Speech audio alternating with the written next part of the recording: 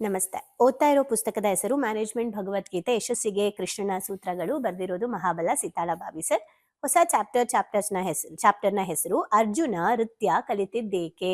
ಚಾಪ್ಟರ್ನ ಹೆಸರು ನೋಡೋಣ ಇದೆಷ್ಟು ಚೆನ್ನಾಗಿದೆ, ನಮ್ಮ ಲೈಫ್ಗೆ ಹೆಂಗ್ ಕನೆಕ್ಟ್ ಮಾಡ್ಕೋಬಹುದು ಅಂತ.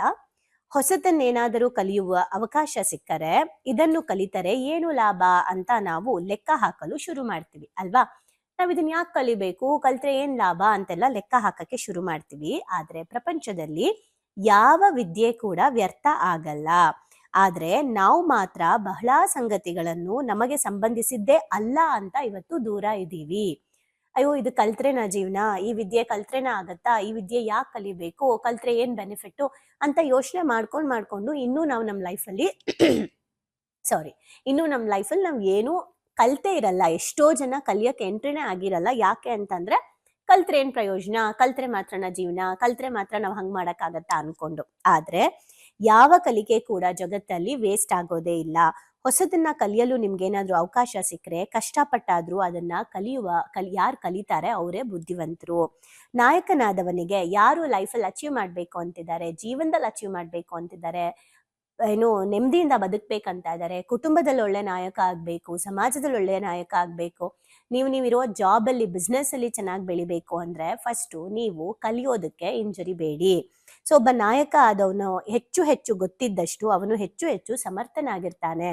ಈಗ ಫಾರ್ ಎಕ್ಸಾಂಪಲ್ ನಾನು ಜ್ಞಾನ ಮಾರ್ಗ ಕಲ್ತ್ಕೊಂಡೆ, ಮುಗೀತಪ್ಪ ನನ್ನ ಲೈಫ್, ನನ್ನ ನಾಲೆಜ್ ಬಗ್ಗೆ ತಿಳ್ಕೊಂಡಿದ್ದೀನಿ, ನನ್ಗೆ ಇದ್ರ ಬಗ್ಗೆ ಗೊತ್ತು, ಅದ್ರ ಬಗ್ಗೆ ಗೊತ್ತು, ನಾನು ಅದ್ರ ಬಗ್ಗೆ ಮಾತಾಡ್ತೀನಿ. ಇಲ್ಲ, ನನಗೆ ನ್ಯೂಮರಾಲಜಿ ಯಾರಾದ್ರೂ ಕೇಳಿದ್ರೆ ಅಟ್ಲೀಸ್ಟ್ ಬೇಸಿಕ್ ನಾಲೆಜ್ ಆದ್ರೂ ಇರಬೇಕು.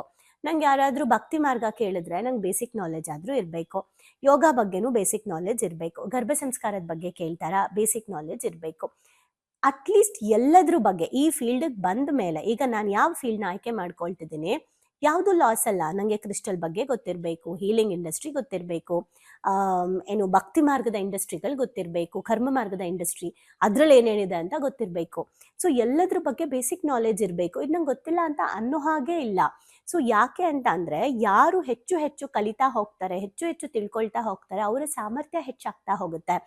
ಇದೇನಕ್ಕೆ ಬಿಡು ಇವಾಗ ಅಂತ ಯಾವುದನ್ನು ನೆಗ್ಲೆಕ್ಟ್ ಮಾಡಂಗಿಲ್ಲ. ಒಂದು ಎಕ್ಸಾಂಪಲ್ ನೋಡಿ, ನಾನೇ ನೆಗ್ಲೆಕ್ಟ್ ಮಾಡಿರೋದು ಹೇಳ್ತೀನಿ. ಬಹಳ ವರ್ಷದ ಹಿಂದೆನೆ ನನಗೆ ಈಗ ಒಂದು ಕೋರ್ಸ್ ಮಾಡ್ಕೊಳ್ಳಿ ಸೈಕಾಲಜಿ ಅಂತ ನಾನು ಆಕ್ಚುಲಿ ಕೇಸ್ ಸ್ಟಡಿ ಆಗಿದ್ದೆ ಆಯ್ತಾ. ನಮ್ಮ ಕಾಲೇಜಲ್ಲಿ ಸೈಕಾಲಜಿ ಸ್ಟೂಡೆಂಟ್ಸ್ಗಳಿಗೆ ಮಾರ್ಕ್ಸ್ ಕೊಡೋದಕ್ಕೋಸ್ಕರ ಒಬ್ಬರನ್ನ ಕರ್ಕೊಂಡು ಬಂದು ಅವ್ರನ್ನ ಎಕ್ಸಾಮಿನೇಷನ್ ಮಾಡಬೇಕು. ಸೊ ಎಲ್ಲ ಸ್ಟೂಡೆಂಟ್ಸು ನನ್ನ ಫ್ರೆಂಡ್ಸ್ಗಳೆಲ್ಲ ನನ್ನ ಹತ್ರ ಬರೋದು, ನೀನ್ ಬಾ ನಮಗೆ ಒಳ್ಳೆ ಸ್ಕೋರ್ ಬರುತ್ತೆ ಅಂತ. ಅಲ್ಲ, ನೀವು ನನ್ ಕರ್ಕೊಂಡು ಹೋದ್ರೆ ಹೆಂಗ್ ಸ್ಕೋರ್ ಬರುತ್ತೆ ಅಂತ ಅವ್ರು ಕೂತ್ಕೊಂಡು ಎಕ್ಸಾಮಿನೇಷನ್ ಎಲ್ಲ ಮಾಡಿದಾಗ ಏನೇನೋ ಪ್ರಶ್ನೆ ಕೇಳ್ತಿದ್ರು, ನಾನು ಆನ್ಸರ್ ಹೇಳ್ತಾ ಇದ್ರೆ ಅವ್ರಿಗೆ ಪ್ರಾಜೆಕ್ಟ್ ವರ್ಕ್ ಅಂತ. ಅವಾಗ ನನಗೆ ನಮ್ಮ ಮ್ಯಾಮ್ ಒಬ್ರು ಹೇಳಿದ್ರು, ನೀನ್ ಯಾಕೆ ನೆಕ್ಸ್ಟ್ ಸೈಕಾಲಜಿ ತಗೋಬಾರ್ದು, ನೀನ್ ಸೈಕಾಲಜಿ ತಗೊಂಡು ಸೈಕಾಲಜಿ ರಿಲೇಟೆಡ್ ವರ್ಕ್ ಮಾಡು ಅಂತೆಲ್ಲ ನಂಗೆ ಹೇಳ್ತಾ ಇದ್ರು. ನಾನು ಸೈಕಾಲಜಿ ಡಿಪಾರ್ಟ್ಮೆಂಟ್ ಅಲ್ವೇ ಅಲ್ಲ, ಬಟ್ ತುಂಬಾ ಜನ ಫ್ರೆಂಡ್ಸ್ ಇದ್ರು ನನಗೆ ಆ ಡಿಪಾರ್ಟ್ಮೆಂಟ್ ಅಲ್ಲಿ. ನಂದು ಕಂಪ್ಲೀಟ್ಲಿ ಎಕನಾಮಿಕ್ಸ್ ಇತ್ತು. ಸೊ ಇವರು ನಂಗೆ ಇದ್ರ ಬಗ್ಗೆ ಹೇಳ್ಬೇಕಾದ್ರೆ ಆ ಡಿಫ್ರೆಂಟ್ ಟೈಪ್ ಲೈಕ್ ಇವ್ರು ಹೆಂಗ್ ಕಂಡುಹಿಡಿತಾರೆ, ಹೆಂಗ್ ಮಾಡ್ತಾರೆ, ಈ ತರ ಹೆಂಗ್, ಇದೆಲ್ಲ ನಂಗೆ ಕ್ಯೂರಿಯಾಸಿಟಿ ಇತ್ತು. ಅವ್ರು ಕೇಳೋ ಕ್ವೆಶನ್ಸ್, ಅವ್ರು ಕೊಡೋ ಫಾರ್ಮ್ ಎಲ್ಲ ನೋಡಿದಾಗ ಚೆನ್ನಾಗಿದೆ ಇದೊಂದು ಫೀಲ್ಡ್ ಅಂತ. ಅವಾಗ್ಲೇ ನನ್ಗೆ ಹೇಳಿದ್ರು ಇದನ್ನ ಮಾಡು ಅಂತ. ನಾನು ಅವಾಗ್ಲೇ ಅಟ್ಲೀಸ್ಟ್ ರಜತ್ ಟೈಮಲ್ಲಾದ್ರೂ ಏನೋ ಮಾಡ್ಕೊಂಡಿದ್ದಿದ್ರೆ ಇವತ್ತು ಇನ್ನೂ ಚೆನ್ನಾಗಿ ನಾನು ಬಿಗಿನಿಂಗ್ ಅಲ್ಲೇನೆ ಇನ್ನ ಬೇಗ ನಾನು ಈ ಫೀಲ್ಡಿಗೆ ಬರ್ಬೋದಿತ್ತು. ಗೊತ್ತಿಲ್ಲ, ಫೈನ್. ಆದ್ರೆ ನಾವು ನೆಗ್ಲೆಕ್ಟ್ ಮಾಡೋದ್ರಿಂದ ನಮ್ ಲೈಫ್ ಎಷ್ಟು ಡಿಲೇ ಆಗುತ್ತೆ ಅಂತ. ಅದಾದ್ಮೇಲೆ ನಾನು ನಾರ್ಮಲ್ ಸ್ಪಿರಿಚುವಲ್ ಎಂಟ್ರಿ ಆದೆ, ಹೀಲಿಂಗ್ ಬಗ್ಗೆ ತಿಳ್ಕೊಂಡೆ. ಬರೀ ಹೀಲಿಂಗ್ ಸಾಕಾಗಲ್ಲ ಅಂತ ಹೇಳಿ ಕ್ರಿಸ್ಟಲ್ ಹೀಲಿಂಗ್ ತಿಳ್ಕೊಂಡೆ. ಅದಾದ್ಮೇಲೆ ನೆಕ್ಸ್ಟ್ NLP ಮಾಡಿದೆ. NLP ಮಾಡಿದ್ಮೇಲೆ YIC ಮಾಡಿದೆ. YIC ಮಾಡಿದ್ಮೇಲೆ ಮಕ್ಕಳಿಗೆ ಥರ್ಡ್ ಐ ಆಕ್ಟಿವೇಶನ್ ಬಗ್ಗೆ ಕಲ್ತ್ಕೊಂಡೆ. ಅದಾದ್ಮೇಲೆ ಗರ್ಭ ಸಂಸ್ಕಾರದ ಬಗ್ಗೆ ನಾನು ಕಲ್ತ್ಕೊಂಡೆ. ಅದಾದ್ಮೇಲೆ ಆಯುರ್ವೇದಿಕ್ ಕೆಲವೊಂದು ಬರುತ್ತೆ. ಸೊ ಮೆಂಟಲಿ ಡಿಸಾರ್ಡರ್ಸ್ ಮತ್ತೆ ಫಿಸಿಕಲಿ ಡಿಸಾರ್ಡರ್ಸ್ಗೂ ಯಾವ ತರ ಫುಡ್ ಥೆರಪಿಗಳನ್ನ ಮಾಡೋದಾಗಿರ್ಬೋದು, ಕಲರ್ ಥೆರಪಿ ಆಗಿರ್ಬೋದು, ನ್ಯೂಮರಾಲಜಿ ಆಗಿರ್ಬೋದು, ಎಲ್ಲದ್ರ ಬಗ್ಗೆ ತಿಳ್ಕೊಳ್ತಾ ಓಕೆ ಇದೆಲ್ಲ ಸೇರಿ ಒಂದು ಸೆಟ್ ಆಫ್ ನಾಲೆಡ್ಜ್ ಬರುತ್ತೆ ಅಂತ ಅರ್ಥ ಆಯ್ತು. ಆ ನಾಲೆಜ್ ಇಂದನೇ ಇವತ್ತು ಇಷ್ಟು 1 ವರ್ಷದ ಮನಿ ಬಗ್ಗೆ, ಹೆಲ್ತ್ ಬಗ್ಗೆ, ರಿಲೇಶನ್ಶಿಪ್ ಬಗ್ಗೆ, ಸ್ಪಿರಿಚುವಲ್ ಬಗ್ಗೆ ಕ್ಲಾಸ್ ಮಾಡಕ್ಕೆ ಸಾಧ್ಯ ಆಗಿರೋದೆ ಎಲ್ಲದ್ರ ಬಗ್ಗೆ ಟಚ್ ಮಾಡಿರೋದಕ್ಕೆ. ಎಲ್ಲಾದು ಬರೀ ನಾನು ಟಚ್ ಮಾಡಿಲ್ಲ, ಫಸ್ಟ್ ಟಚ್ ಮಾಡೋಣ ಅಂತ ಹೋದವಳು ಇನ್ ಡೀಪಾಗಿ ಸ್ಟಡಿ ಮಾಡಿದ್ದೀನಿ ಒಂದೊಂದು ಟಾಪಿಕ್ ಬಗ್ಗೆ. ಫಿನಾನ್ಷಿಯಲ್ ಅಲ್ಲಿ ಇಳಿದು ಅದನ್ನ ನಾನು ಲೈಫಲ್ಲಿ ಅಪ್ಲೈ ಮಾಡ್ಕೊಂಡು ಮಕ್ಕಳದು ಬಂದಾಗ ನನ್ನ ಮಕ್ಕಳ ಮೇಲೆ ಅಪ್ಲೈ ಮಾಡಿ, ಗರ್ಭ ಸಂಸ್ಕಾರ ಅಂತ ಬಂದಾಗ ನಾನು ಪ್ರೆಗ್ನೆಂಟ್ ಇದ್ದಾಗ ನಾನು ವರ್ಕೌಟ್ ಮಾಡ್ಕೊಂಡು ನನ್ನ ಎಷ್ಟೋ ಜನ ಕ್ಲೈಂಟ್ಸ್ ಮೇಲೆ ವರ್ಕೌಟ್ ಮಾಡಿಸಿ, ಯೋಗ ಅಂತ ಬಂದಾಗ ಅದ್ರ ಮೇಲೆ ವರ್ಕ್ ಮಾಡಿ. ಸೊ ಯಾಕೆ ಇದನ್ನು ಹೇಳ್ತಾ ಇದ್ದೀನಿ ಅಂದರೆ, ನಾವು ಕಲಿಯೋ ಯಾವ ವಿದ್ಯೆ ಕೂಡ ಯಾವತ್ತೂ ವೇಸ್ಟ್ ಆಗಲ್ಲ. ನೀವು ಯಾವತ್ತೂ ಡ್ರೈವಿಂಗ್ ಕಲ್ತಿರ್ತೀರಾ, ಅದು ಯಾವತ್ತೋ ನಿಮಗೆ ಕೈ ಹಿಡಿಯುತ್ತೆ. ಯಾವತ್ತೋ ಪೇಂಟಿಂಗ್ ಕಲ್ತಿರ್ತೀರಾ, ಯಾವತ್ತೋ ಕೈ ಹಿಡಿಯುತ್ತೆ. ಯಾವತ್ತೋ ಒಳ್ಳೆ ಅಡುಗೆಗಳನ್ನ ಮಾಡೋದು ಕಲ್ತಿರ್ತೀರಾ, ಅದನ್ನ ಯಾವತ್ತೋ ಕೈ ಹಿಡಿಯುತ್ತೆ. ಹೇಗೆ ಇದನ್ನ ಭಗವದ್ಗೀತೆಯಲ್ಲಿ, ಅಂದ್ರೆ ಇದನ್ನ ಮಹಾಭಾರತದಲ್ಲಿ ಹೇಗೆ ನಾವು ತಿಳ್ಕೊಳ್ಳೋಕ್ಕೆ ಸಾಧ್ಯ ಅನ್ನೋದನ್ನ ಇಲ್ಲಿ ನೋಡ್ತಾ ಹೋಗೋಣ.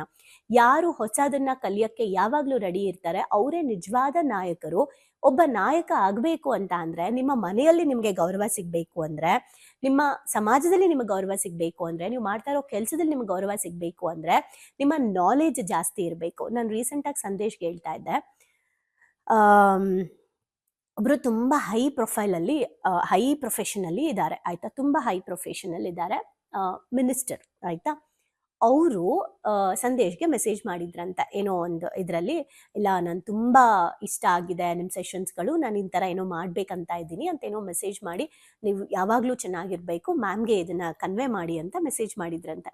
ಸೊ ಸಂದೇಶ್ ನನಗೆ ಮೊನ್ನೆ ನಾವು ಕೇದಾರ್ನಾಥಿಂದ ಬರ್ತಾ ಫ್ಲೈಟಲ್ಲಿ ಮೆಸೇಜ್ ತೋರಿಸ್ತಾ ಇದ್ದ, ಅಕ್ಕ ನೋಡಿ ಹಿಂಗೆ ಮೆಸೇಜ್ ಮಾಡಿದ್ದಾರೆ ಅಂತ. ನಾನು ಹಿಂಗೆ ನೋಡ್ಬಿಟ್ಟು ಓಕೆ ಅಂತ ಅಂದೆ. ಅವಾಗ ನನ್ನ ಮನಸ್ಸಲ್ಲಿ ಅನ್ಸಿದ್ದೇನೆಂದ್ರೆ, ಯಾವ ಪ್ರೊಫೆಷನ್ ಹೈ ಲೆವೆಲ್ ಅಂತ ನಾವು ಅನ್ಕೊಂಡಿದ್ದೀವಿ, ಏನೇ ಆಗಿರ್ಬೋದು, ಜ್ಞಾನ ಅಂತ ಬಂದಾಗ ಅಲ್ಲಿ ಹೆಂಗೆ ಹಂಬಲ್ನೆಸ್ ಕ್ರಿಯೇಟ್ ಆಗುತ್ತೆ. ನಿಜವಾಗ್ಲೂ ಜ್ಞಾನ ಅಂತ ಬಂದಾಗ ನಾವೇನು ತೋರಿಸೋ ಅಗತ್ಯ ಇಲ್ಲ, ಅವ್ರಿಗಿಂತ ನಾವು ಹೈಯರ್ ಅಥಾರಿಟಿಯಲ್ಲಿ ಇರಬೇಕಾಗಿಲ್ಲ. ನಾಲೆಜ್ ಅನ್ನೋದೇನಿದೆ ಅದು ಹೆಂಗೆ ಕನೆಕ್ಟ್ ಬಿಲ್ಡ್ ಮಾಡುತ್ತೆ ಅಂತ ನಾನು ಅವ್ನಿಗೆ ಹೇಳ್ತಾ ಇದ್ದೆ. ಒಂದು ಭಗವಂತ, ಇನ್ನೊಂದು ಜ್ಞಾನ, ಎಷ್ಟು ಇಂಪಾರ್ಟೆಂಟ್ ಅಲ್ವಾ ಅಂತ. ಹಂಗೆ ಅವತ್ತು ಅದನ್ನೆಲ್ಲ ಕಲ್ತಿದ್ದಕ್ಕೆ ಇವತ್ತು ಈ ರೆಸ್ಪೆಕ್ಟ್ ಸಿಗ್ತಾ ಇದೆ. ಕಲಿದೇನೆ ಬಿಟ್ಟಿದ್ದಿದ್ರೆ ಇವತ್ತು ಈ ರೆಸ್ಪೆಕ್ಟು ಸಿಗ್ತಾ ಇರಲಿಲ್ಲ ಅಲ್ವಾ. ಸೊ ಯಾವತ್ತೋ ಕಲ್ತಿರೋದು ಇವತ್ತು ಬರ್ತಾ ಇದೆ. ಆ್ಯಂಡ್ ಇನ್ನೊಂದು ವಿಷಯ ಏನಂದ್ರೆ, ನಾನು ಹೇಳ್ತಾ ಇರ್ತೀನಿ, ಏನು ಡಾನ್ಸ್, ನಾನು ಮುಂಚೆ ಕೊರಿಯೋಗ್ರಾಫ್ ಮಾಡ್ತಾ ಇದ್ದೆ ಸ್ಕೂಲ್ಸ್ ಕಾಲೇಜ್ಗಳಲ್ಲಿ. ನಾನು ಬೇಸಿಕಲಿ ಡಾನ್ಸರು ಆಯ್ತಾ. ಸೊ ನೆಕ್ಸ್ಟ್ ಥಿಯೇಟರ್ ಆರ್ಟಿಸ್ಟ್, ಸುಮಾರು 76ಕ್ಕೂ ಹೆಚ್ಚು ಶೋಗಳನ್ನು ಮಾಡಿದ್ದೀನಿ. ಥಿಯೇಟರ್ ಅಲ್ಲಿ ಡೈರೆಕ್ಷನ್ ಮಾಡಿದ್ದೀನಿ, ಸ್ಟೋರಿ ಸ್ಕ್ರಿಪ್ಟ್ ಮಾಡಿದ್ದೀನಿ, ಡೈಲಾಗ್ಸ್ ಬರೆದಿದ್ದೀನಿ, ನರೇಟ್ ಮಾಡಿದ್ದೀನಿ, ಬ್ಯಾಕ್ ಸ್ಟೇಜ್ ವರ್ಕ್ ಮಾಡಿದ್ದೀನಿ, ಪ್ರಾಪರ್ಟಿ ವರ್ಕ್ ಮಾಡಿದ್ದೀನಿ, ಎಲ್ಲದರಲ್ಲೂ ಇರ್ತಿದ್ದೆ. ನನಗೆ ಅಲ್ಲಿ ಹೋದರೆ, ಈಗ ನಾನು ಒಂದು 3 months ನನಗೆ ರಜಾ ಇದೆ ಡಿಗ್ರಿ ಟೈಮಲ್ಲಿ, ನಾನೇನಾದರೂ ಡ್ರಾಮಾ ಇದಕ್ಕೆ ಹೋದರೆ ಪ್ರಾಪರ್ಟಿ ಮಾಡೋರ ಹತ್ರ ಎಲ್ಲ ಹೋಗಿ ಕುತ್ಕೊಂಡು ನಾನು ಮಾಡ್ತೀನಿ, ನಾನು ಪೇಂಟ್ ಮಾಡ್ತೀನಿ, ನಾನು ಅಂಟಿಸ್ತೀನಿ, ನಾನು ಕಲಿತೀನಿ, ಪ್ರಾಪರ್ಟಿ ವರ್ಕು ಮಾಡಿದ್ದೀನಿ. ಆಮೇಲೆ ಸ್ಟೇಜಲ್ಲಿ ಸ್ಟೇಜ್ ಅಪಿರಿಯನ್ಸ್ ಅನ್ನೋದು, ಲೈಟ್ ಅವ್ರ ಹತ್ರ ಹೋಗಿ ಕುತ್ಕೋತಾ ಇದೆ. ನನಗೆ ಲೈಟ್ ಅವ್ರ ಪರಿಚಯ, ಡೈರೆಕ್ಷನ್ ಡಿಪಾರ್ಟ್ಮೆಂಟ್ ಪರಿಚಯ, ಎಲ್ಲರೂ ಪರಿಚಯ. ಯಾಕಂದರೆ ಹೋದರೆ ಅಂಕಲ್ ನಾನು ಇವತ್ತು 2 days ನಾನು ನಿಮ್ಮ ಜೊತೆ ಇದೆಲ್ಲ ಕಲ್ತ್ಕೋತೀನಿ, ಅಂಕಲ್ ನಾನು ನಿಮ್ಮ ಜೊತೆ ಇವತ್ತು ಮಾಡ್ತೀನಿ, ಸರ್ ನಾನು ನಿಮ್ಮ ಜೊತೆ ಇದನ್ನು ಮಾಡ್ತೀನಿ ಅಂದ್ಕೊಂಡು ಎಲ್ಲರ ಜೊತೆ ಇರ್ತಾ ಇದ್ದೆ. ಇವತ್ತಿಗೂ ಅವರೆಲ್ಲರೂ ನಂಗೆ ಒಳ್ಳೆ ಕಾಂಟ್ಯಾಕ್ಟಲ್ಲಿದ್ದಾರೆ. ಆ್ಯಂಡ್ ಖುಷಿ ಏನಂದರೆ, ರೀಸೆಂಟಾಗಿ ನಾನು ಯೋಚನೆ ಮಾಡ್ತಾ ಇದ್ದೆ, ನಾನು 6 months ಒನ್ಸ್ ಒಂದು ಡ್ರಾಮಾ ಶೋ ಮೂಲಕ, ಒಂದು ಮೂವಿ ಲೆವೆಲ್ಗೆ ಡ್ರಾಮಾ ಶೋ ಮೂಲಕ ಜನಕ್ಕೆ ಎನ್ಲೈಟ್ಮೆಂಟ್, ನಾಲೆಜ್ ಕೊಡೋ ಥರ ಒಂದು ಶೋ ಮಾಡಬೇಕು. ಮೂವಿಗೆ ಹೆಂಗೆ ಜನ ಹೋಗ್ತಾರೋ ಹಾಗೆ ರಂಗಭೂಮಿ ಕಡೆಗೆ ಜನ ಬರಬೇಕು, ಜ್ಞಾನನೂ ಕೊಡಬೇಕು, ಶೋನೂ ಆಗಬೇಕು, ಒಂದು ಮೂವಿ ಥರ ಇರಬೇಕು, ವರ್ಕ್ಶಾಪು ಆಗಬೇಕು. ಹಂಗೆ ಯೋಚನೆ ಮಾಡಿ ಹ್ಯಾಬಿಟ್ ಬಿಲ್ಡಿಂಗ್ ವರ್ಕ್ಶಾಪ್ ನೀವೆಲ್ಲ ನೋಡಿದ್ದೀರಾ. ಹ್ಯಾಬಿಟ್ ಬಿಲ್ಡಿಂಗ್ ವರ್ಕ್ಶಾಪ್ ಡ್ರಾಮಾ ಹೇಗಿತ್ತು ಅಂತ ಮೆಸೇಜ್ ಮಾಡಿ ಆಯಿತಾ. ಸೊ ಕಮೆಂಟ್ ಮಾಡಿ. ಸೊ ಆ ಥರ ಒಂದು ಮಾಡೋಣ ಅಂತ ಒಂದು ಥಾಟ್ ಬಂತು. ಓಕೆ, ಅದಕ್ಕೆಲ್ಲ ಟೈಮ್ ಬೇಕು, ಸ್ಟೋರೀಸ್ ಎಲ್ಲ ರೆಡಿ ಮಾಡಬೇಕು, ಸ್ಕ್ರಿಪ್ಟ್ ರೆಡಿ ಮಾಡಬೇಕು, ಆರ್ಟಿಸ್ಟ್ ರೆಡಿ ಮಾಡಬೇಕು. ಆದರೆ ಇವತ್ತು ಡ್ರಾಮಾ ಫೀಲ್ಡಲ್ಲಿ ನನಗೆ ಎಕ್ಸ್ಪೀರಿಯನ್ಸ್ ಇರೋದ್ರಿಂದ, ಡ್ಯಾನ್ಸ್ ಫೀಲ್ಡಲ್ಲಿ ಎಕ್ಸ್ಪೀರಿಯನ್ಸ್ ಇರೋದ್ರಿಂದ, ಸ್ಪೋರ್ಟ್ಸ್ ಫೀಲ್ಡಲ್ಲಿ ಎಕ್ಸ್ಪೀರಿಯನ್ಸ್ ಇರೋದ್ರಿಂದ, ಹೀಲಿಂಗ್ ಫೀಲ್ಡಲ್ಲಿ ಎಕ್ಸ್ಪೀರಿಯನ್ಸ್ ಇರೋದ್ರಿಂದ, ಈ ಕಡೆ ಎಜುಕೇಷನ್ ಫೀಲ್ಡಲ್ಲಿ ಎಕ್ಸ್ಪೀರಿಯನ್ಸ್ ಇರೋದ್ರಿಂದ, ಮೀಡಿಯಾ ಫೀಲ್ಡಲ್ಲಿ ಎಕ್ಸ್ಪೀರಿಯನ್ಸ್ ಇರೋದ್ರಿಂದ, ಸ್ಪಿರಿಚುವಲ್ ಎಕ್ಸ್ಪೀರಿಯನ್ಸ್ ಇರೋದ್ರಿಂದ, ನನಗೆ ಯಾವ ಫೀಲ್ಡಿಗೆ ಹೋದ್ರೂ ಬೇಗ ನನಗೆ ಮರ್ಜ್ ಆಗಕ್ಕೆ ಹೆಲ್ಪ್ ಆಗುತ್ತೆ. ಯಾವತ್ತೋ ಕಲ್ತಿದ್ದು ಏನೂ ಯೂಸ್ ಇಲ್ಲ ಅಂತ ಹೇಳೋಂಗೇ ಇಲ್ಲ. ನಾನು ಎನ್ಲೈಟ್ಮೆಂಟ್ ಮೀಡಿಯಾ ಕಲಿಬೇಕಾದ್ರೆ ಹೇಗೆ ಕ್ಯಾಮ್ರಾ ಫೇಸ್ ಮಾಡೋದು, ಕ್ಯಾಮ್ರಾದಲ್ಲಿ ಹೇಗೆ ಮಾತಾಡಬೇಕು, ಸೈಡ್ ಆ್ಯಂಗಲಿಂದ ಮಾತಾಡೋದು ಹೇಗೆ, ಕ್ಯಾಮ್ರಾ ಇಲ್ಲಿಟ್ಟಾಗ 2 ಕಡೆ ಕ್ಯಾಮ್ರಾ ಇದ್ದಾಗ ಯಾವ ಕ್ಯಾಮ್ರಾ ನೋಡಬೇಕು, ಇದೆಲ್ಲ ನಾನು ನನ್ನ ಮೀಡಿಯಾದಲ್ಲಿ ಕಲ್ತಿದ್ದು. ಇವತ್ತದು ಯೂಸ್ ಆಗ್ತಾ ಇದೆ. ನನಗೆ ಯಾಕೆ ಮೀಡಿಯಾ ಅಂದರೆ ಭಯ ಇಲ್ಲ, ಕ್ಯಾಮ್ರಾ ಅಂದರೆ ಭಯ ಇಲ್ಲ, ಸ್ಟೇಜ್ ಅಂದರೆ ಭಯ ಇಲ್ಲ ಅಂದರೆ ಯಾವತ್ತೋ ಕಲ್ತಿದ್ದು. ಆಮೇಲೆ ಅನ್ಕೊಳ್ತಿದ್ದೆ, ಇವೆಲ್ಲ ಕಲಿಯೋದ್ರ ಬದಲು ಅವಾಗಲೇ ಆಧ್ಯಾತ್ಮ ಮಾಡಿದರೆ ನನ್ನ ಲೈಫ್ ಸೆಟಲ್ ಆಗಿರ್ತಿತ್ತು. ಅಂದರೆ ನನ್ನ ಪರ್ಪಸ್ ಅದು ಅಂತ ನಂಗೆ ಗೊತ್ತಾಗಿರಲಿಲ್ಲ ಅಂತ. ಬಟ್ ಕಲ್ತಿದ್ದು ಯಾವುದೂ ವೇಸ್ಟ್ ಆಗಿಲ್ಲ. ನೀವೇ ಸುಮ್ಮನೆ ನೋಡ್ತಾ ಬನ್ನಿ ನಿಮ್ಮ ಲೈಫಲ್ಲಿ ಏನೇನು ಕಲ್ತಿದ್ದೀರಾ ಅಂತ. ಅದನ್ನೇ ಇಲ್ಲಿ ಹೇಳಕ್ಕೆ ಹೋಗ್ತಾ ಇರೋದು. ಅರ್ಜುನ ಡಾನ್ಸ್ ಕಲ್ತಿದ್ರು, ಅದು ಯಾವತ್ತೂ ವೇಸ್ಟ್ ಆಗಲಿಲ್ಲ. ಯಾಕೆ? ಅರ್ಜುನ ಏನು 14 ವರ್ಷ ವನವಾಸದಲ್ಲಿ ಇದ್ದಾಗ, ಅದು 1 ವರ್ಷ ಅಜ್ಞಾತವಾಸದಲ್ಲಿ ಕಳೆಯಬೇಕಾಗಿ, ಅಂದರೆ ಅವ್ರು ಕಲಿಬೇಕು ಅಂತ ಬಂದಾಗ 5 ವಿರಾಟ ರಾಜನ ಅರಮನೆಯಲ್ಲಿ ಒಂದೊಂದು ಕೆಲಸಕ್ಕೆ ಸೇರ್ಕೊಂಡ್ರು, 5 ಜನನು. ಅರ್ಜುನ ನೃತ್ಯ ಸಂಗೀತ ಕಲ್ತಿದ್ದಕ್ಕೆ ಅಲ್ಲಿ ಅವರು ಶಿಕ್ಷಕ ಆಗಿ ಸೇರ್ಕೊಂಡ್ರು. ಅದೇ ರೀತಿ ಅರ್ಜುನನ ಮಗ ಅಭಿಮನ್ಯು ತಾಯಿಯ ಗರ್ಭದಲ್ಲೇನೆ ಚಕ್ರವ್ಯೂಹನ ಭೇದಿಸೋದನ್ನ ವಿದ್ಯೆ ಕಲ್ತಿದ್ದಕ್ಕೆ ಕುರುಕ್ಷೇತ್ರದ ಯುದ್ಧದಲ್ಲಿ ಅವನ ದೊಡ್ಡಪ್ಪ ಯುಧಿಷ್ಠರನ್ನ ಕಾಪಾಡಕ್ಕೆ ಸಾಧ್ಯ ಆಯ್ತು. ಅರ್ಧಂಬರ್ಧ ಕಲಿತ ವಿದ್ಯೆಯನ್ನು ಬಳಸುವಾಗ ಎಚ್ಚರದಿಂದ ಇರಬೇಕು ಅನ್ನೋದು ಕೂಡ ಅಭಿಮನ್ಯುದಲ್ಲಿ ನಾವು ತಿಳ್ಕೊಬಹುದು. ಅಂದ್ರೆ ಪೂರ್ತಿ ತಿಳ್ಕೊಂಡಿರ್ಲಿಲ್ಲ ಅಭಿಮನ್ಯು. ಸೊ ಹೋಗಕ್ ಗೊತ್ತಿತ್ತು, ಬರಕ್ ಗೊತ್ತಿರ್ಲಿಲ್ಲ. ಹಂಗೇನೆ ನಾವ್ ಏನಾದ್ರೂ ಸಾಧನೆ ಮಾಡ್ಬೇಕು ಅಂತ ಹಂಬಲ ಇದ್ರೆ, ಹೊಸದನ್ನ ಕಲಿಯುವ ಅವಕಾಶ ಸಿಕ್ಕಿದ್ರೆ ತಕ್ಷಣ ಕಲಿಬೇಕು. ಈಗ ಅದರಿಂದ ಏನು ಪ್ರಯೋಜನ ಇಲ್ಲ ಬಿಡಿ ಅಂತ ವಿಮರ್ಶೆ ಮಾಡ್ತಾ ಕುತ್ಕೋಬಾರ್ದು. ಹೆಚ್ಚು ಹೆಚ್ಚು ವಿದ್ಯೆ ತಿಳಿದಷ್ಟು ನಮ್ಮ ಆತ್ಮವಿಶ್ವಾಸ ಹೆಚ್ಚುತ್ತದೆ. ಈ ಕೆಲಸ ಹೋದ್ರೆ ಇನ್ನೊಂದು ಕೆಲಸ ಅನ್ನೋ ಧೈರ್ಯ ನಮ್ಗೆ ಬರುತ್ತೆ. ಹಾಗಾಗಿ ಯಾರ ಮುಂದೆನೂ ಸಲಾಂ ಹೊಡೆಯೋ ಅಗತ್ಯ ಇರಲ್ಲ. ಜ್ಞಾನ ದೇವತೆಗೆ ಎಲ್ರೂ ತಲೆಬಾಗಿ ಬರ್ತಾರೆ ಅಲ್ವಾ? ಸ್ಕೂಲಲ್ಲಿ ಏನಾಕಿರ್ತಾರೆ ಹೇಳಿ, ಜ್ಞಾನ ದೇಗುಲ ಇದು, ತಲೆಬಾಗಿ ಬನ್ನಿ ಅಂತ ಗೌರ್ಮೆಂಟ್ ಸ್ಕೂಲ್ಗಳಲ್ಲಿ ಹಾಕಿರ್ತಾರೆ ಅಲ್ವಾ? ಸಾರಿ. ಸೊ ಜ್ಞಾನ ದೇಗುಲ ಇದು, ತಲೆಬಾಗಿ ಬನ್ನಿ ಅಂತ. ನೀವು ಹೆಚ್ಚು ಜ್ಞಾನ ಸಂಪಾದನೆ ಮಾಡಿದ್ರೆ ನಿಮ್ಮ ಮಕ್ಕಳು, ನಿಮ್ಮ ಕುಟುಂಬ ನಿಮ್ಗೆ ಸರೆಂಡರ್ ಆಗ್ತಾರೆ. ಈಗೋ ಇಂದ ಅಲ್ಲ, ನನ್ ಮುಂದೆ ನನ್ಗೆ ನಾಲೆಜ್ ಇದೆ, ಎಲ್ರು ನಂಗೆ ಸರೆಂಡರ್ ಆಗ್ತಾರೆ ಅಂತ ಅಲ್ಲ. ನಿಮ್ಗೆ ಗೊತ್ತಿಲ್ಲದೆ ನಿಮ್ಮಲ್ಲಿ ಆ ಜ್ಞಾನ ಇದೆ ಅಂತ ಸರೆಂಡರ್ ಆಗ್ತಾರೆ. ಒಂದು ಎಕ್ಸಾಂಪಲ್ ನೋಡಿ, ನನ್ನ ರಿಲೇಟಿವ್ ಮಗ ಕಟ್ಟಿಂಗೇ ಮಾಡಿಸಿರ್ಲಿಲ್ಲ ಆಯ್ತಾ. ಸೊ ಅವನು ಫುಲ್ ಕೂದಲನ್ನ ಇಲ್ಲಿ ಬಿಟ್ಬಿಟ್ಟು ಫುಲ್ ಸ್ಟೈಲ್ ಮಾಡ್ತಾ ಇದ್ದ. ಇನ್ನು ಈಗ 8th ಸ್ಟ್ಯಾಂಡರ್ಡು, ಸಿಕ್ಕಾಪಟ್ಟೆ ಸ್ಟೈಲ್ ಮಾಡ್ಕೊಂಡು ಕೂದಲು ಹೇರ್ ಕಟ್ ಮಾಡೋದೇ ಇಲ್ಲ ಅಂತ ಏನ್ ಮಾಡಿದ್ರು ಮಾಡಿಸಿಲ್ಲ, ಗೌರ್ಮೆಂಟ್ ಸ್ಕೂಲು. ಸೊ ಕೇಳಿಲ್ಲ. ಅವ್ನ ಮನೆಗೆ ಬಂದು ಒಂದ್ ತಿಂಗಳು ನಮ್ಮ ಮನೇಲಿದ್ದ. ಸಮ್ಮರ್ ಹಾಲಿಡೇಸ್ ಅಲ್ಲಿ ಮನೇಲಿದ್ದು ಒಂದ್ ತಿಂಗಳು ನನ್ನನ್ನು ಅಬ್ಸರ್ವ್ ಮಾಡ್ದ. ನನ್ಗೆ ಭೇಟಿ ಮಾಡಕ್ ಬರೋರು, ಕಾಲ್ ಬರೋದು, ನಾನು ಹೊರಗಡೆ ಹೋಟೆಲ್ಗೆಲ್ಲ ಕರ್ಕೊಂಡು ಹೋದೆ, ಎಲ್ಲಾ ಕಡೆ ನೋಡ್ದ. ಮನೇಲೂ ಕೂಡ ನನ್ಗಿರೋ ಸಿಚುಯೇಷನ್ ನೋಡ್ದ. ಏನಂದ ಗೊತ್ತಾ, ಒಂದಿನ ನಾನೇನ್ ಹೇಳ್ದೆ, ಕಂದ ನಿನ್ ಕಟ್ಟಿಂಗ್ ಆಕ್ಚುಲಿ ನಿನ್ ಕೂದಲು ತುಂಬಾ ಚೆನ್ನಾಗಿದೆ, ಕಟ್ಟಿಂಗ್ ಇನ್ನೊಂಚೂರು ಬೇರೆ ತರ ಮಾಡಿಸ್ಕೊ, ನಿನ್ ಸ್ಟೈಲ್ ಮಾಡು, ನಾನು ಬೇಡ ಅನ್ನಲ್ಲ, ಆದ್ರೆ ಸ್ಟೈಲು ನಮ್ಗೆ ಹೆಲ್ತ್ಗ ಅದು ಡಿಸ್ಟರ್ಬ್ ಆಗ್ಬಾರ್ದು, ಕಣ್ ಚುಚ್ಚುತ್ತಾ ಇದೆ, ಆಮೇಲೆ ಒಂಟ್ರಗಣ್ ಆಗ್ಬಿಡುತ್ತೆ, ಮಾಡು ಸ್ಟೈಲು, ಬಟ್ ಬೇರೆ ತರ ಮಾಡು, ಕಟ್ಟಿಂಗ್ ಮಾಡಿಸ್ಕೊ, ಆದ್ರೆ ನಿಂಗೆ ಇಷ್ಟ ಇದ್ರೆ ಮಾಡಿಸ್ಕೊ ಅಂತ ಅಂದೆ. ಅವ್ನು ಒಂದೇ ಮಾತು ಹೇಳ್ದ, ಅಮ್ಮ, ನನ್ ಮಗ ಅಮ್ಮ ಅಂತಾನೆ ಅಂತ ಅವನು ಅಮ್ಮ ಅನ್ನೋಕ್ ಶುರು ಮಾಡ್ದ. ತಾರ ಅಮ್ಮ ಹೇಳ್ತಿದ್ದಾರೆ ಅಂದ್ರೆ ನಾನು ಕಟ್ ಮಾಡಿಸ್ಕೊತೀನಿ ಅಂತ ಹೇಳ್ದ. ತಕ್ಷಣ ನಾನು ಅವ್ನ ಕಡೆ ಲುಕ್ ಕೊಟ್ಬಿಟ್ಟು, ಓ ಹೌದಾ, ಇಷ್ಟೊಂದು ರೆಸ್ಪೆಕ್ಟಾ ಅಂತ. ನಾನು ಅವನ ಜೊತೆ ಜಾಸ್ತಿ ಮಾತಾಡಿಲ್ಲ, ನನ್ನ ಜೊತೆ ಅವ್ನು ಬೆರ್ತೇ ಇಲ್ಲ. ಯಾಕಂದ್ರೆ ಅವ್ನು ಫಸ್ಟ್ ಟೈಮ್ ಸಮ್ಮರ್ ಹಾಲಿಡೇಗೆ ನಮ್ಮ ಮನೆಗೆ ಬಂದಿದ್ದು.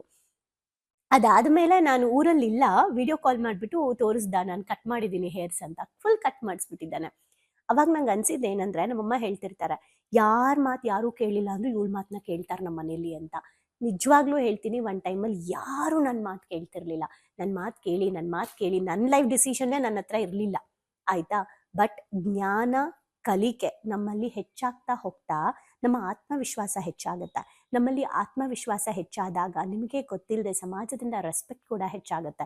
ದಯವಿಟ್ಟು ಹೇಳ್ತಾ ಇದ್ದೀನಿ, ನೀವು ಇವತ್ತೇನು ಕಲಿತಾ ಇದ್ದೀರಾ, ಯೂಟ್ಯೂಬಲ್ಲಿ ಕಲಿತಾ ಇರೋ ಈ ಮಾಹಿತಿ ಆಗಿರ್ಬೋದು, ಅಥವಾ ನೀವು ಯಾವುದೋ ಒಂದು ಸ್ಪಿರಿಚುವಲ್ ಕ್ಲಾಸ್ಗೆ ಹೋಗಿ ಕಲಿಯೋದಾಗಿರ್ಬೋದು, ಯಾವುದೋ ಒಂದು ಜ್ಞಾನದ ಕಲಿಕೆ ಆಗಿರ್ಬೋದು, ಅದೆಲ್ಲವೂ ನಿಮ್ಮ ಆತ್ಮವಿಶ್ವಾಸವನ್ನು ಹೆಚ್ಚು ಮಾಡುತ್ತೆ. ಸುಮ್ಮನೆ ಕಲಿಬೇಡಿ, ಅದನ್ನು ಲೈಫಲ್ಲಿ ಇಂಪ್ಲಿಮೆಂಟ್ ಮಾಡ್ಕೊಳ್ಳಿ. ನಿಮ್ಮಲ್ಲಾಗೋ ಅಂತಹ ಬದಲಾವಣೆ, ಪರಿವರ್ತನೆನ ನಿಮ್ಮ ಸುತ್ತ ಇರೋರು ಗಮನಿಸ್ತಿರ್ತಾರೆ. ಈಗ ಆಲ್ರೆಡಿ ನನ್ನ ಲೈಫಲ್ಲಿ ಆಗ್ತಾ ಇರುವಂತಹ ಈ ಮಿರಾಕಲ್ಸ್ ನಿಮ್ಮ ಲೈಫಲ್ಲೂ ಆಗಕ್ಕೆ ಶುರುವಾಗಿರುತ್ತೆ. ನೀವು ಕಮೆಂಟಲ್ಲಿ ಹೇಳ್ಬೋದಾ, ಹೌದು ಮ್ಯಾಮ್, ನಾನು ಈ ನಾಲೆಜ್ ತಗೊಳಕ್ ಸ್ಟಾರ್ಟ್ ಮಾಡಿದ್ಮೇಲೆ ನನ್ನಲ್ಲಿ ಪರಿವರ್ತನೆಗಳನ್ನ ನೋಡಿ ನನ್ನ ಫ್ಯಾಮಿಲಿಯಲ್ಲಿ ನನ್ನನ್ನ ಈಗ ನೋಡೋ ದೃಷ್ಟಿಕೋನ ಯಾವ ತರ ಆಗಿದೆ. ನಿಮ್ಮ ಲೈಫಲ್ಲಿ ಮುಂಚೆಗೂ ಇವಾಗ್ಲೂ ನಿಮ್ಮನ್ನ ಮುಂಚೆಗಿಂತ ಇವಾಗ ನಿಮ್ಮ ರೆಸ್ಪೆಕ್ಟ್ ಜಾಸ್ತಿ ಆಗಿದ್ರೆ, ನಿಮ್ಮ ಮಾತನ್ನ ಕೇಳ್ತಾ ಇದ್ರೆ ದಯವಿಟ್ಟು ಕಮೆಂಟ್ ಮಾಡ್ತೀರಾ. ಅದೆಲ್ಲ ಎಲ್ಲಿಂದ ಬಂತು? ನಿಮ್ಮಲ್ಲಿ ಬೆಳೀತಾ ಇರುವಂತಹ ಜ್ಞಾನದಿಂದ ಬರ್ತಾ ಇರುವಂತಹ ಮೆಚ್ಯೂರಿಟಿ, ಪ್ರಬುದ್ಧತೆಯಿಂದ. ಹಾಗಾಗಿ ಕಲ್ತಿದ್ದು ಯಾವತ್ತೂ ವೇಸ್ಟ್ ಆಗಲ್ಲ. ಕಲಿಯೋದಕ್ಕೆ ನೀವು ಟೈಮ್ ವೇಸ್ಟ್ ಅಂತ ಅನ್ಕೊಳ್ಳೇಬೇಡಿ, ದುಡ್ಡು ವೇಸ್ಟ್ ಅಂತ ಅನ್ಕೊಳ್ಳೇಬೇಡಿ.